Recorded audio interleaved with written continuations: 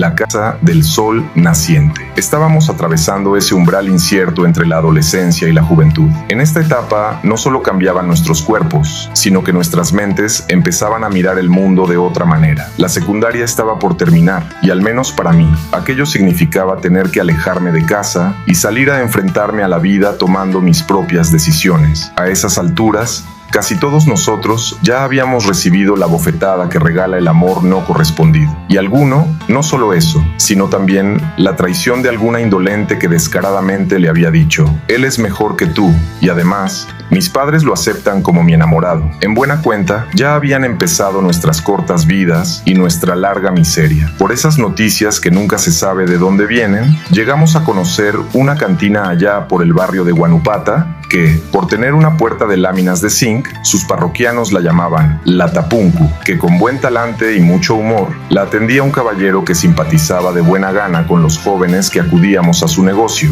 No tanto por la ganancia que pudiera significar nuestra presencia, sino por la alegría que le llevaba aquella muchachada chismosa y muy chistosa, que lo ponía al día sobre lo que sucedía en el pueblo. Una vez instalados en una de sus grandes mesas de madera, rodeada por dos largas bancas y dos sillas, en los extremos más estrechos, hacíamos la chancha, sacando honradamente todo lo que llevábamos en los bolsillos, desde unas cuantas monedas hasta pequeños billetes de 5 o 10 soles. Pero aquella vez, uno del grupo nos sorprendió al sacar un billete de 50 soles. Era tanto el valor de ese papel que hasta el dueño de la cantina se emocionó. Como estos 50 soles son para comprar unas cosas que me han encargado en mi casa, solo voy a gastar 10, dijo. Entonces le pidió al cantinero que, por favor, se lo cambiara en 5 billetes de 10 soles. Luego puso uno de ellos en la cuota y se guardó el resto. Con el dinero reunido, pedimos media botella de aguardiente de caña y una botella de cola andahuaylina de color rojo,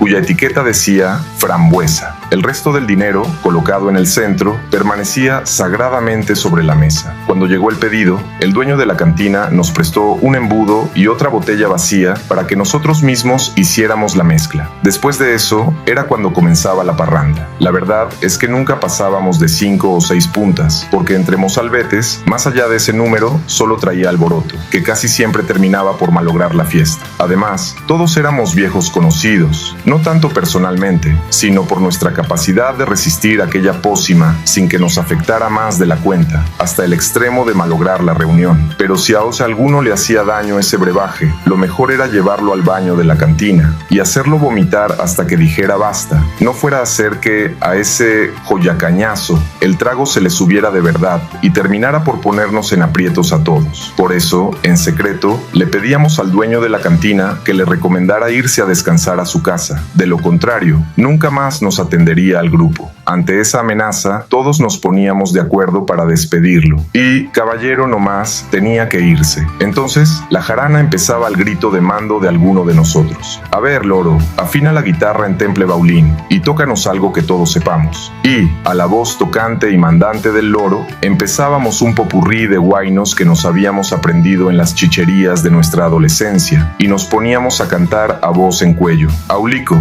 Aulico, dame la mano, siquiera por la rendija de tu presidio. Y, Patito, ¿qué haces en el mar?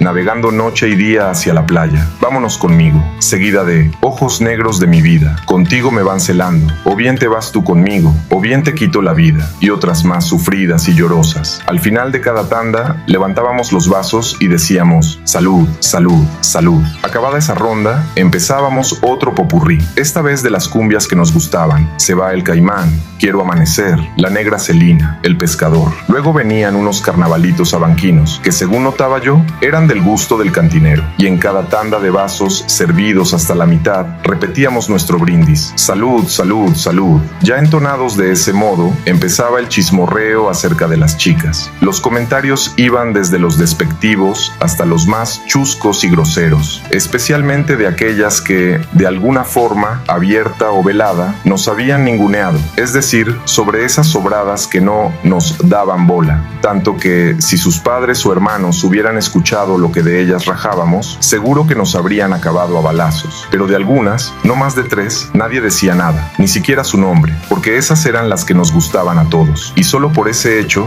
Cada uno de nosotros creía que el amor que nuestra favorita sentía era solo para uno. Así lo dejábamos, porque en el fondo sabíamos que todo eso no era más que una falsa ilusión. A medida que el alcohol se iba apoderando de nuestras mentes y conductas, comenzábamos a ponernos medio turbios y melancólicos, como les sucedía a nuestros padres con los tangos negros o los boleros tristes. Ya en ese estado, el loro empezaba a rasgar la guitarra para que comenzáramos a cantar, con voces llorosas y desesperadas, las canciones de los iracundos, Leonardo Fabio, Sandro, Leodán, Piero y otras tantas llorosas baladas que estaban de moda en todo el Perú. Era entonces cuando, con los corazones rotos, levantábamos nuestros vasos diciendo: salud, salud, salud. En buena cuenta, en esa escuela del sufrimiento, estábamos aprendiendo a resignarnos por adelantado a las aflicciones que más tarde tendríamos que padecer lejos de nuestras familias, allá donde quiera que fuéramos a alojar nuestros huesos y nuestras esperanzas. Y como no éramos tan quesos y queríamos demostrar que también éramos avispados, arrancábamos una tanda de valsecitos criollos que, aunque tocaban el alma, no dejaban de ser alegres. Y otra vez, salud, salud, salud.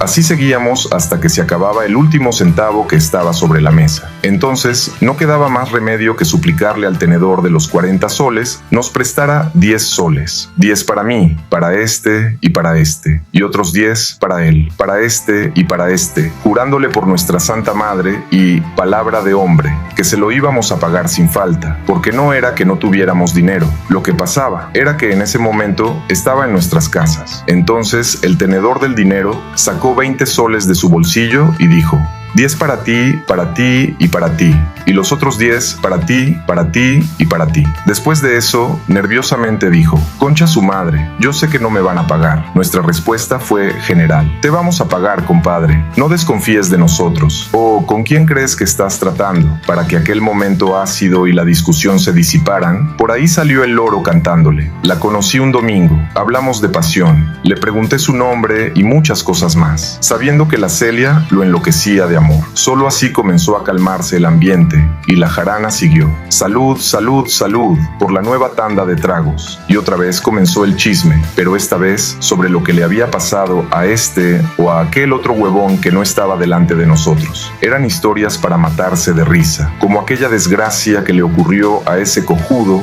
cuando fue a visitar a su enamorada, que estaba de vacaciones en su pueblo. De regreso, junto a su yunta, caminando por la carretera porque ya no había transporte, completamente borracho y en medio de una oscuridad lluviosa, se cayó a un barranco. Gracias a Dios no se mató, porque los borrachos suelen caer sin ofrecer resistencia, como si fueran un inerte costal de papas. Luego, vinieron los chismes mediante los cuales cada uno de nosotros ponía al corriente a la audiencia sobre los problemas de su familia con los vecinos o sus familiares, disputas con los socios de su padre o con quien fuera que estuviera en conflicto. Y aunque no parecían tan interesantes como los rumores que corrían cuando de chicas se trataba, a mí me encantaban, porque daban cuenta del sutil veneno que, en medio de sus limitaciones culturales, nuestros paisanos se inoculaban unos a otros mientras se odiaban. Después cada uno pasó a contar ciertas aventuras que les habían sucedido en el Cusco, en Andahuaylas y otros sitios, algunas tontas y no muy novedosas, pero otras increíblemente mentirosas que les habían sucedido en una supuesta caminata de cacería por el campo. Y era eso de que uno vio a un cóndor llevarse al vuelo a un torete, o esa otra que daba cuenta de que en una cueva profunda había encontrado la entrada a una ciudadela incaica, y la describió como un paraje muy parecido a la leyenda del Shangri-La tibetano,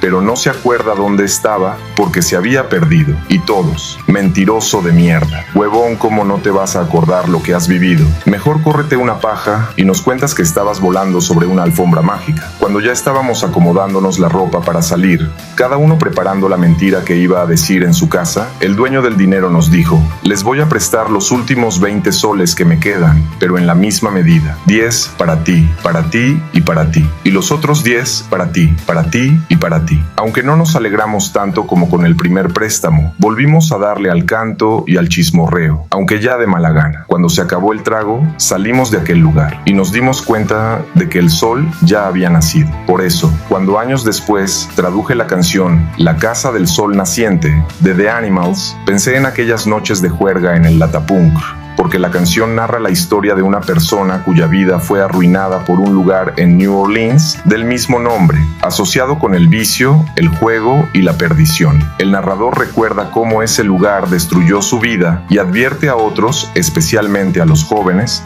que no sigan el mismo camino. En el estado que salí de aquel lugar, ya no me importó con qué pinta llegué a mi casa. Lo que sí recuerdo es que mi madre me recibió cuidando que mi padre no se diera cuenta y se limitó a desvestirme y acostarme. Unas horas más tarde, muy molesta, me regañó diciendo: alcohólico, borracho, degenerado, no es la primera vez. Si sigues por ese camino, ¿en qué va a acabar tu vida? Mira en el estado que has llegado al amanecer y apestando a trago. Cuando me disponía a salir a la calle, me ordenó: ven a tomar tu desayuno. En cambio, otro me contó que les dijo que no estaba borracho y punto. Otro que había estado en un velorio del pariente de un amigo, donde sirvieron muchos ponches de almendras con harto aguardiente porque estaba haciendo frío. Otro que se puso a llorar desesperadamente, mientras su madre le decía a su padre: mira cómo has traumado a mi hijo. Por tu culpa se está alcoholizando y destruyendo su salud y sus nervios. No trates de insultarle o pegarle, porque tú también eres un borracho. De ti está aprendiendo. Ya no me acuerdo lo que me contaron los demás, pero su disculpa o defensa fue algo así por el estilo. 3 días después, a ese y aquel, la madre de nuestro acreedor, nos preguntó si habíamos visto al Antonio cargando un billete de 50 soles o gastar mucho dinero. Todos le dijimos que no, y que al contrario, nunca le vimos gastar nada, porque dice que en su casa no saben dar propinas. ¿Por qué, señora?, le pregunté. Porque su padre dice que le ha robado ese dinero, y por eso lo quiere hasta matar. Conchudo de mierda, ¿cuándo me vas a pagar los 20 soles que te presté la otra noche en el Latapunku? Me increpó. Deudas de cantina, se pagan en la cantina, le dije y me fui.